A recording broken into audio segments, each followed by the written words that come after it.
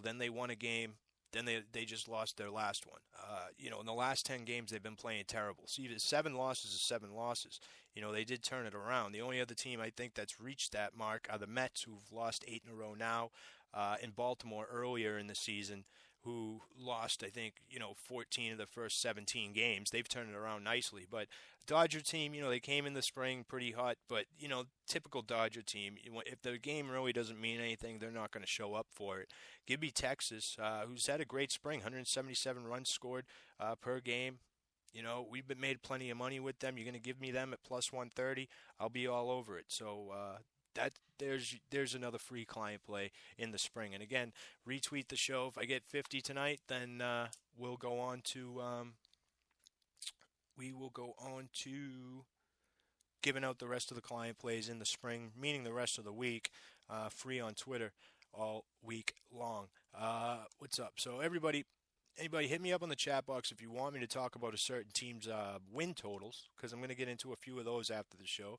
If you're interested about my opinion on any team and you're listening out there, just shoot me a message on the chat box. Tell me what team you want me to break down real quick, and I will. But in the meantime, let's get into the college basketball a little bit for tonight. You get the Vegas 16. That's the name of it, but only 8 teams showed up. They could only get 8 teams to come. So the Vegas 16 is actually only the Vegas 8.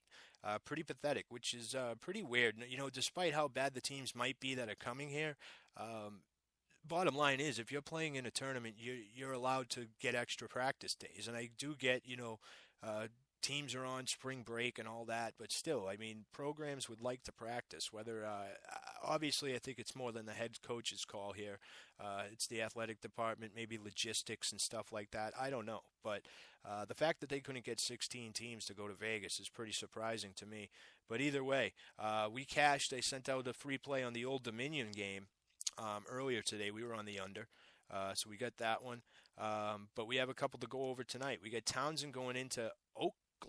Well, not into Oakland, but, playing Oakland. Oakland, both teams are 20-win teams here. Neither are any slouches. You got a Townsend State team that plays pretty decent defense. Oakland, we all know, can shoot the lights out. Unfortunately for them, they lost to Wright State early in the tournament, scoring 55 points, very unlike them, 38% shooting, but otherwise pretty potent offense, not great defense. You know what you're going to get. You're usually going to get a shootout with these guys. You look early in non-conference schedule before they got into the conference games with the teams that in their conference that also don't play much defense. But earlier, in non-conference, most of all their games, same story. All of them basically went over. There was a time there where they've scored 85 points in their first 9 games out of conference. They put 97 up against Washington. Put 93 up in a loss to Michigan State. They were playing pretty good. And then you get a Townsend State team that comes in and basically plays the opposite. They got knocked out against Northeastern for their last game. That was about 20 days ago, 20-something days ago anyway now. But they're a team that wants to keep the game in the 60s, slow-paced zone type of deal. You know what you're going to get out of them. But who wants to be there? Who doesn't want to be there? Who's obviously this is a big deal for all NBA scouts. They'll be at the game, at all these games out there, obviously. So it's a big deal for them. But hold on, let me close this up. Sorry.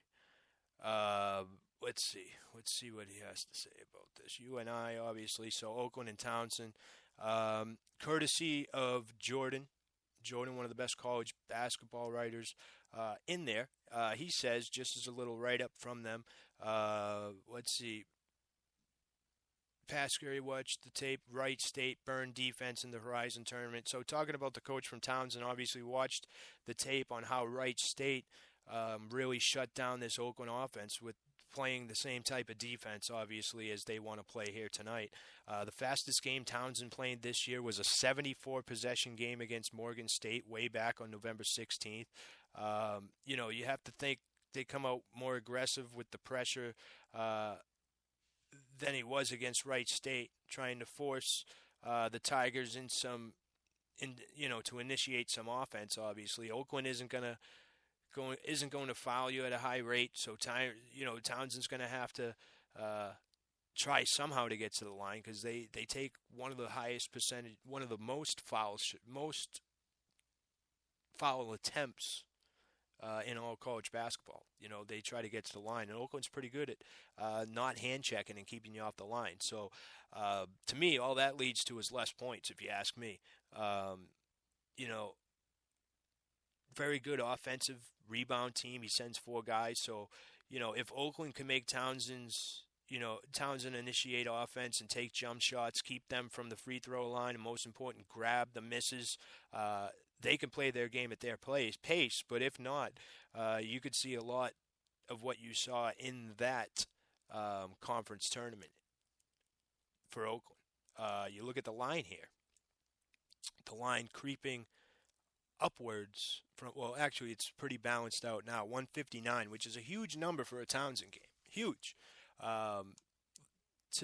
Actually, let me look at that. Let me see how many games have fallen in that category for Townsend this year. None have been over 150. And now you're going to give me a 159 with Townsend. Now sometimes it's lines makers know that. Lines makers know how they play and everything like that. And sometimes there's a reason why they make it so high. I mean, Oakland, on the other hand, they've played 10 games with a total from 150 to 159. They've had some in the 160s. But I expect the tempo not to hit 74 possessions in this one. I think you're going to look somewhere, in the mid 60s, and if that's the case, you're going to have to average 1.5 points a possession in order to get this over. I'll ride with the Townsend under 159 as a free play, and we'll go from there with that one. So that's one at 9 o'clock.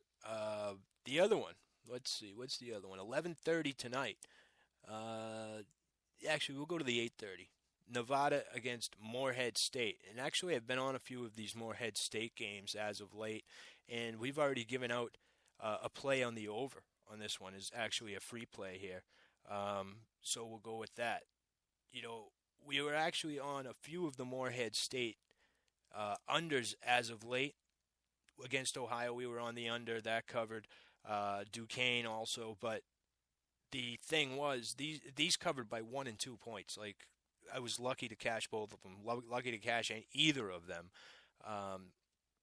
So, tonight you get a line around 143, which is about 10 points lower than these previous ones that we played the under on.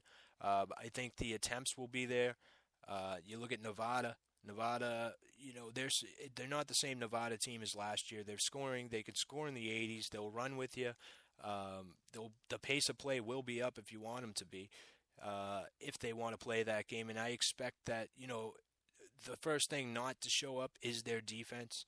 I do think Morehead State has the advantage in this one. And let's see what I want to just read what Jordan has to say. I haven't read any of these yet, so I'm sort of reading them as we go here. But two incredibly similar teams. They both want to shoot the three. They both look to score at the rim with a lot of flex cuts, and both defensives try to take away everything in the paint despite being undersized in both front courts for both teams. Nevada has the 39th lowest field goal percentage allowed at the rim, while Morehead is a little better with completely cutting off the paint and forcing you into jump shots.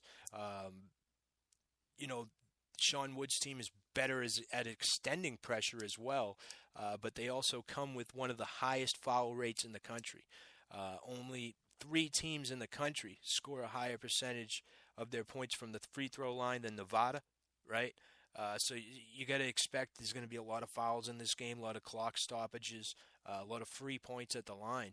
Morehead State, very similar to Fresno, a team Nevada had some issues with, but with Coleman healthier and the Pack are, a hard team to press, and they have athletes with Oliver to burn you on the back end. Nevada can struggle on the defensive glass. Morehead is one of the best offensive glass crashing teams in the country. after experiencing some travel issues on their first venture east this year, the Pack might be even more vulnerable in terms of keeping the relentless Eagles off the glass.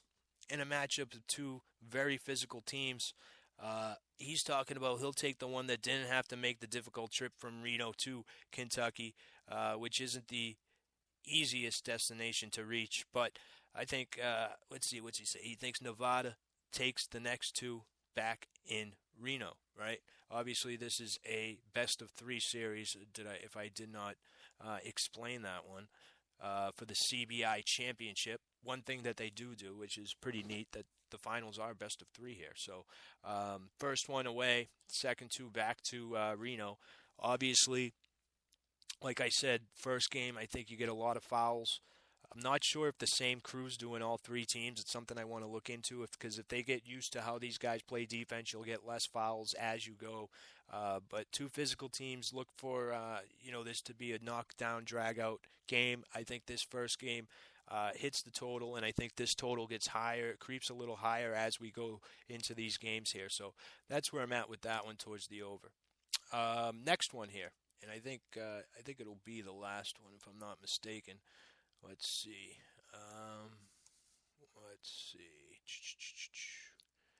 East Tennessee State at Louisiana Tech, 7:30 tonight. Did I say 7:30? 11:30 tonight. Eastern Tennessee State against Louisiana Tech, -2.5. Don't have crazy opinion on this. I will say East Tennessee State was pretty good ATS this year. 23-11 overall, 16-11 ATS. The over 16-11 also, 18-11. I apologize. Louisiana Tech, on the other hand, also, 23-9 on the year. Both teams shoot 46% for the year. East Tennessee 37.7% from three. Both have pretty good perimeter defense as well. You look at, especially down the stretch, East Tennessee, which is a program that's notoriously good in March. 24-11 since 1997 in line games. You got to remember they just moved up in division, so they didn't have a ton of line games. But either way, look at a Louisiana Tech team, obviously playing with 7 days or less.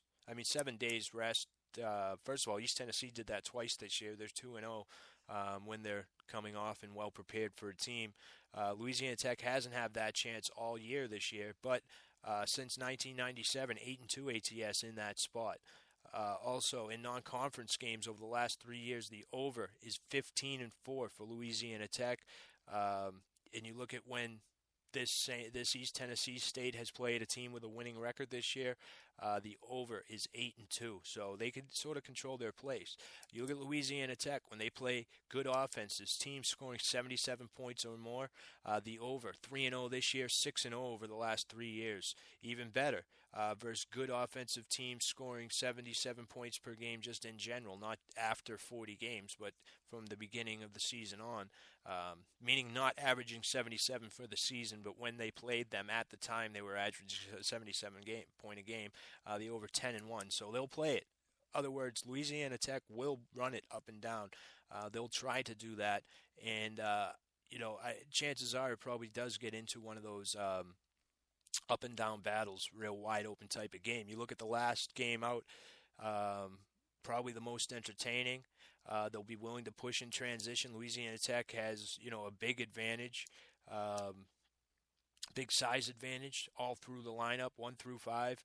But they've had trouble defending small, penetrating teams off the dribble. For example, UTEP, when Floyd went to a four-guard lineup, Knoll wants to mix in different defenses. The Bulldogs have been using a lot of 1-3-1 at the end of the year in extending pressure, but East Tennessee isn't, a team you necessarily want to press, as they will, as they saw, they saw it a lot in a league that featured a bunch of teams that do that anyway. Against Green Bay. That said, Louisiana Tech pressure with all their length is more similar to UNC Wilmington, who East Tennessee struggled with mightily, this season. East Tennessee's a good shooting team, dominating dominated by their backcourt. And while Louisiana Tech has struggled against the dribble penetration, they're really struggling defending anyone with size on the block, which they don't have. East Tennessee does not have. So they're going to be able to extend